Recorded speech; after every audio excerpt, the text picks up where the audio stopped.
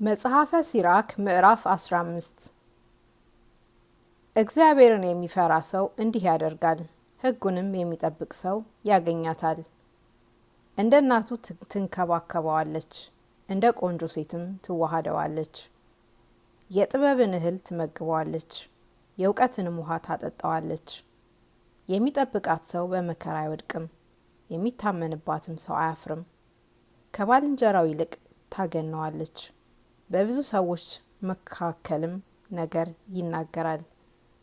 ተድላ ደስታ ትሰጠዋለች፣ ተድላ ደስታ ያለበት ዘውድንም ታቀዳጃቸዋለች፣ ስሙንም ለዘላለሙ ያስጠራል። ሰነፎች ግን አያገኟትም፣ ኃጢአተኞች ሰዎችም አያዩዋትም። ከእብሪተኞችም ሰዎች የራቀች ናት፣ ሐሰተኞችም አይስቧትም። እግዚአብሔርን በመፍራት የሚናገር አይደለምና ኃጢአተኛ ሰው በአንደበቱ የተናገረ ነገር ያማረ አይደለም። ምሳሌን በጥበብ ይናገራታል፣ እግዚአብሔርም የሚምራትን ሰው ይረዳዋል። ስለ እግዚአብሔር ብዬ ከስጋ ከጠጅ ተከለከልሁ አትበል፣ እሱ የጠላውንም አትስራ።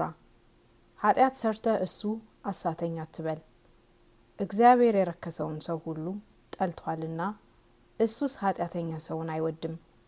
የሚፈሩትንም ሰዎች ይወዳቸዋል። እሱ ቀድሞ ሰውን በንጹሕ ጠባይ ፈጥሮ በወደደ ስራው ተወው። ትእዛዙን ትጠብቅ ዘንድ ሃይማኖትንም ታጸና ዘንድ ብትወድ ግን ፈቃዱ ነው። እጅህን በመረጥከው ትጨምር ዘንድ እነሆ እሳትና ውሃን አኖረልህ፣ ጽድቅና ኃጢአትን። ሞትና ሕይወትም በሰው ፊት ነው።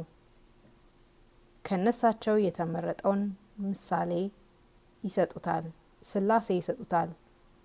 የእግዚአብሔር ጥበቡ ብዙ ነውና እውቀቱም የጸና ነውና ሁሉን ያውቃል፣ ሁሉን ያያል። ዓይኖቹም የሚፈሩትን ሰዎች ይመለከታሉ። እሱም የሰውን ስራ ሁሉ ያውቃል።